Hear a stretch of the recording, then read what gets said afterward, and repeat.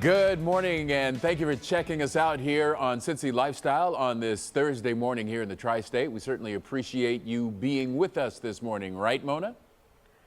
That is so right, Clyde. I love it. Thank you, guys. We've got a great show for you today, and we want to start off by giving a shout out to Margie from Georgetown, Ohio. She wrote to us on Facebook, and she says she watches the show every day. Thank you, Margie. We love you. Tell all your friends. For real, that's exactly right, Margie. Thanks a lot. You're going to hear a lot about cheese and some cheesy jokes, for that matter, on this show today, because this is National Cheese Day. So, Mona, let me ask you a question. What happened when the air conditioning in the cheese factory broke? I don't know, Clyde. What happened? There was a meltdown. Okay. Anyway. I like that one. I like that. A lot of corn on that cheese. All right, I got a question for you. No. There was. All right. What do cheese makers dance to on Halloween? I give up. The Monster Mash. Oh, ouch. Wow. Okay. I got one more. Okay. Oh, boy, can't wait. What do you say to someone who's stealing your cheese? Hey, that's not your cheese. Oh, my gosh. Oh, ow. Okay, well, let's end the pain right now, because we'll remind you that you can share your cheesiest jokes with us on social media or through email. But that will be the theme of the program today. And Mona, I heard your pre-show interview with our next guest, and I can't believe the question you asked about cheese and lactose. Yeah, that's right, Clyde. You know what? Most of the time when you pick up cheese from the store, you really don't think about how it's made and all the love and effort that goes into that block of cheddar cheese. But a local cheese-making couple is hoping to change how you feel about cheese. And we want to welcome right now Andrea Seafring Robbins and Scott Robbins. They are the owners of Urban Stead Cheese. Thank you so much for talking to us today. Hi, Mona. Thanks for having us. Absolutely. All right, remind us about how Urban Stead got started. For the love of cheese. Yeah. That is the best reason. Yeah. Yes, that's the best reason to start a company. All right, so you really emphasize the local aspect of your business. So tell us about that and why you think that's important. So back to, for the love of cheese, but we wanted to bring cheese to the people of Cincinnati. It's not something you get to see a lot in an urban environment. A lot of cheese making is done in a more rural environment, closer to the milk, closer to the farm. And so being able to bring it here to the city and then make a positive impact in the community, that we can invest in the city, we can invest with partners that are also locally focused. We source milk from a local dairy farm about 45 miles east of the city. We pick that up every other week right now. We've scaled that back a little bit in recent months with everything that's going on, but we bring milk back from a local dairy farm. We produce it right here in the city, and then we work with a lot of local partners to sell that cheese, whether it be restaurants or small groceries. But, we all know that supporting local is a stronger dollar, and it also reduces our footprint. And so being able to bring local cheese to the city of Cincinnati is really exciting. It really is exciting, and we were watching some of the process there. So tell me, what sets your cheese apart from the run-of-the-mill stuff we get at the grocery store? What sets our cheese apart is we're using local Jersey milk. It's 35 miles outside the city. We're bringing it back here. We're making it super fresh. It's all handmade, artisanally made, and then we meticulously age it and take it through its life cycle. We're doing it in old world fashion, so we're not cutting corners. We're doing it as if it was made 200 years ago. We're with all that hand Small batch. Yeah. And all that love. All right, we just have a couple minutes left, and I just have to refer to the question that Clyde referred to this morning that I asked you earlier. You have some quick advice for people who may be lactose intolerant. Tell us that right quick. Yep. So lactose intolerance, as cheese ages, it ages the lactose out essentially. So if you're lactose intolerant, you want to target harder cheeses, say our aged cloth-bound cheddar, our street ched. You'd want to stay away from the younger cheeses, the soft cheeses, because those are going to be high in lactose. All right, very good. Thank you so much, and thanks for talking to us. Where can people find you and get more information and buy some cheese? Absolutely. So we're located in East Walnut Hills, Evanston, right on the border. And so we have an online grocery right now where you can buy our cheese. You can buy a lot of other great local products. You can get cheese boards, wine, beer, and then you can follow us on social media at Urban Stead Cheese. .com is our website, and then we're also on Facebook and Instagram, and we always share everything we're doing on there. We do have some grocery partners All right. too. Madison. Yes. Yes, good point. All So right. Butler's Pantry, Madison's at Findlay Market, Harvest Market in Loveland, Dorothy Lane Market in Dayton. There's a lot of great local grocers and restaurants that we work with where you can find our products. All right, sounds good. Thank you, Andrea and Scott. We appreciate you talking to us today. Thanks for Thank having you. us, Mona. Happy National Cheese Day. Thank Thank you. Well, we've got a non-cheese question for you now. Could there be treasure buried right under your feet? Well, the answer may be. You know, there have always been rumors of buried treasure in our town, and a few finds, too. It's just another one of those Cincinnati curiosities.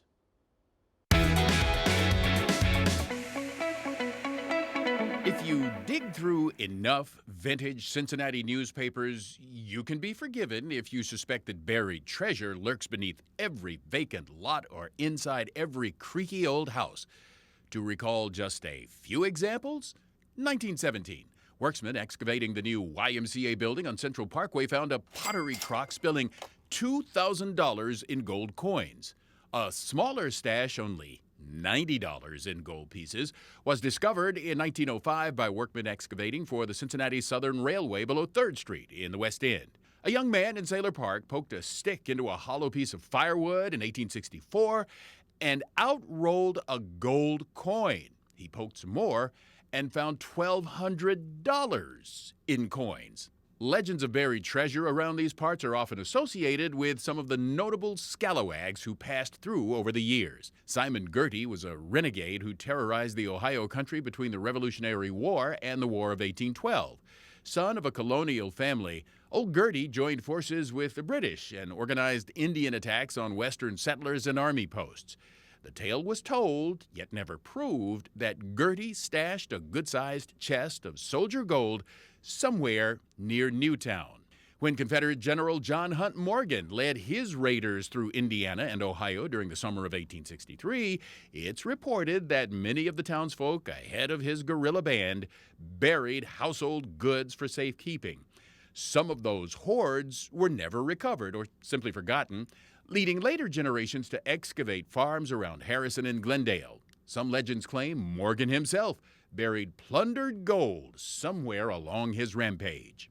Then there was train robber and counterfeiter Miles Ogle. He died in 1900 in the Ohio Penitentiary, leaving behind a mysterious map with ciphered scribbles. Ogle's map appears to show part of northern Kentucky and the location of his ill-gotten gains. Fellow prisoners claimed Ogle boasted that a few strokes of a spade were all that was necessary to put him on Easy Street. Now, it is known that Ogle once managed a general store south of Covington. Warden William N. Darby confiscated that map, but the key to deciphering the lucrative message died with Miles Ogle. Sometimes the treasure was real. In 1920, just as Prohibition slammed into place, an excavation at 5th and John Streets yielded a rare prize. The lot had been a beer garden in the 1870s, and 50 years later, diggers found 18 gallons of wine in an abandoned vault. Now, Here at Cincy Lifestyle, we are particularly intrigued by the story of a workman named John Devine who was digging a trench in 1889 near the Elsinore Tower on Gilbert Avenue. Mr. Devine uncovered a small tin box filled with mildewed papers that laid out directions in a secret code to a treasure buried just 10 feet away in Eden Park, right near the Cincy Lifestyle studio. Mr. Devine never cracked the code, never found the gold, but he certainly got our attention. And people in this building have been looking for some kind of treasure at least every other week. So Greg Hand joins us now, our own notable scallywag. So about that treasure buried nearby, Greg. I think it's in the form of real estate these days. Yeah. Property values around here are Yeah. a lot more than they were back in the 1880s. Yeah. But I was surprised to hear as recent as 1964, Yes. someone found treasure. Yeah, there have been several incidents in Eden Park. I think there are so many people out there with metal detectors now that you're not going to find a new cache. But yeah, really, as recently as the 60s, yes. From what you gather, are we unique in this sense that there's really something underfoot that if we could just find it, we'd get rich? No, you know, I think it's a matter of how long people have been hanging around, because everybody has a clumsy moment and a forgetful moment and that sort of thing. And, you know, they're still uncovering hoards of Viking gold in England, you know, so just give it enough time and we're going to find something buried in the... Maybe some Viking gold. Viking gold. Delhi Township, perhaps. Highly unlikely, but We always hope. So Yes. whatever happened to the YMCA gold? you know, that was a situation where most of the workmen were, what do they call, contract employees today, you know, and so when that pot of gold opened up, there were a whole bunch of guys who decided that work was over for the day. And I think it disappeared in one of the local watering holes. We were talking about Morgan, General Morgan, Yeah. The Confederate general, and his raids into the North. I mean, he really made a lot of history and made a lot of people nervous too. Oh my goodness, the people still talk about this out there. If you're in Glendale, you can hardly have a conversation with a resident without talking about Morgan's Raiders and how close it came to their house and that sort of thing. And so many rumors, but when you look at what was happening, Morgan was trying to avoid getting captured, which he eventually was. And so the guy was on the run so much, you can't imagine him really leaving anything, any place. Sure, exactly. Well, and also that wouldn't have made sense to carry that much treasure with him anyway, because that stuff was kind of heavy. Indeed. So then Indeed, how- although there were a number of reported cases of Confederate gold being buried in northern Kentucky, allegedly from bank robberies during the war. Ah, okay. So they come across the river, rob a Union Bank, and then Right. Never been found. So if let's say someone found some these days, how much would it be worth? Do you think? Oh, you know, if Worth it was its weight in gold, gold. it was worth it. Yeah, exactly. Worth its weight in gold. That's exactly it. Thank you, Mona, for letting me be able to. Absolutely, Clyde. All right. Well, Greg, thanks so much for Always sharing a with pleasure. us. We know you've got another one in the works. This one's on around the Independence holiday, so Exactly. We'll have you back to talk about that. Looking forward to it. All right, thanks, Greg. Take care.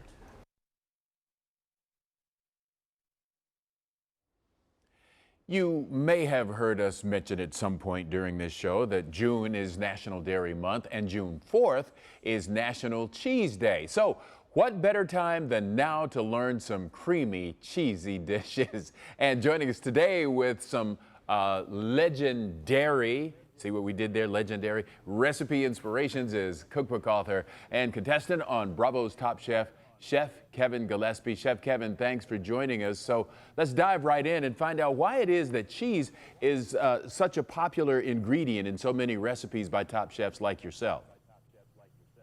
You know, when chefs are trying to build really great dishes, they look to really great ingredients first. And so they need ingredients with versatility. They need ingredients with craveability. And so you instantly start to think about Wisconsin cheese. You know, there's over 600 varieties of cheese made in the state of Wisconsin alone.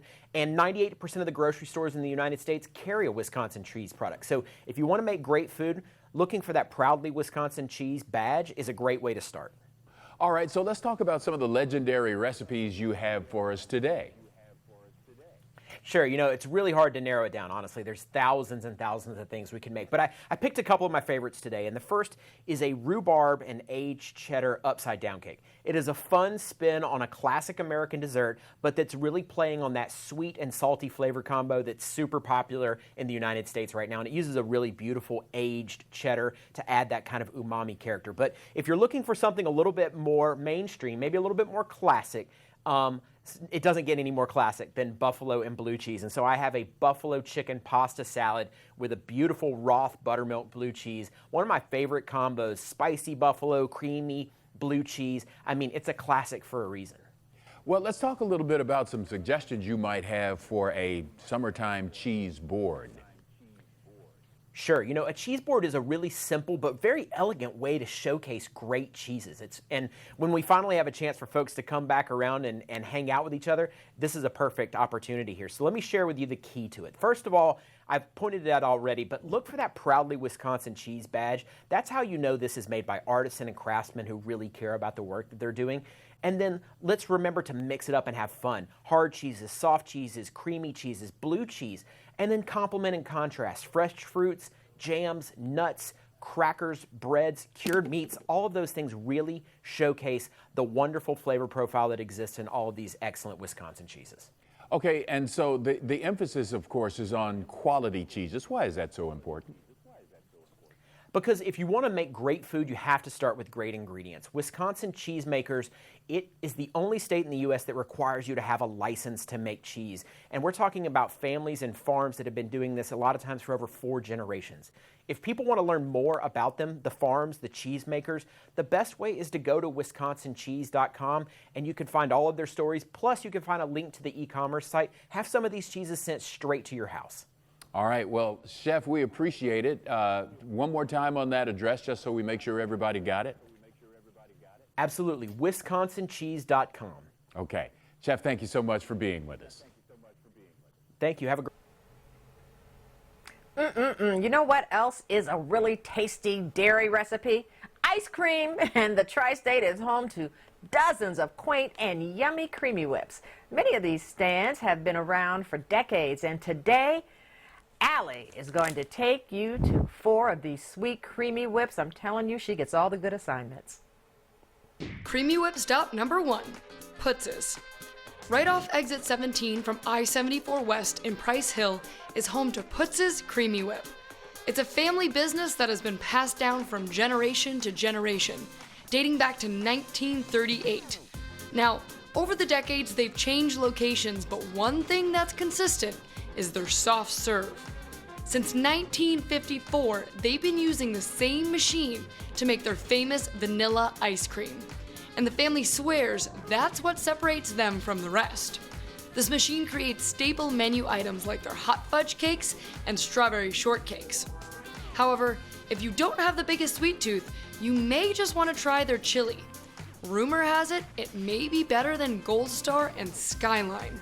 But don't take my word for it. Get in line and try it for yourself. Let's make our way up north to the Cone. In the heart of Westchester off Tylersville Road is this hard-to-miss Creamy Whip. The Cone's vibrant ice cream roof can probably be seen from space and attracts people from all over the tri-state. They've been serving up soft serve magic since 1973, while consistently experimenting with new flavors and sweet creations, like ice cream cakes and cookie dough. However, if you're a first-timer, it's always recommended you try their one-of-a-kind orange and vanilla swirl. You won't find it anywhere else. They also create a wide range of house-made ingredients, like their peanut butter syrup and whipped cream. Every menu item is thought through, and the entire operation is a well-oiled machine, serving up hundreds of cones, shakes, and sweet treats in a single evening. On to our next stop, Green Man Twist. Who doesn't love eating ice cream in a park while engaging in great conversation? Because that's what Green Man Twist is all about. They're more than just ice cream. This soft serve spot in Walnut Hills was created with a mission to bring people together from all walks of life and to form connections via vanilla and chocolate swirls. And unlike most Creamy Whips, Green Man Twist is actually a nonprofit. They encourage and work with the youth to gain real-life skills while also making the community just a little sweeter. So you'll want to stop by on the weekends, because you're not only helping the community, but you're also helping yourself to the ever-changing menu of their sweet treats like a salty caramel and coffee delight. Because I mean, life is hard enough. Your ice cream should be soft, right? For our last stop, we're crossing the river to visit Whippy-Dip in Crittenden, Kentucky. Whippy-Dip has been a staple to this Kentucky community for the last 43 years. And while neighboring the great county park, it makes for the perfect post-frisbee golf treat. The menu is extensive, offering shakes, floats, Hawaiian snows, classic sundaes, and even a full array of food. But if you're coming for the soft serve, you won't be disappointed. There's 58 flavors to choose from. You can mix and match, throw in chocolate chips or Oreos, and get creative to satisfy your taste buds. However, if you don't want to overcomplicate it, maybe the classic banana split or vanilla soft serve is more up your alley. You really can't go wrong. So now keep in mind, these are only 4 of many great tasty Creamy Whips in our tri-state. So make this just the start of your soft serve journey.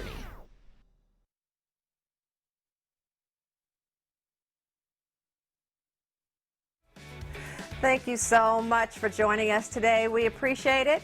And make sure that you get out and get you some Creamy Whip and some cheese and make it a great day. Thanks for watching our video. And if you liked what you saw, hit the subscribe button. You can also check out full episodes of the show you've never seen before, or watch your favorites again and again. And as always, we love to say it, make it a great day.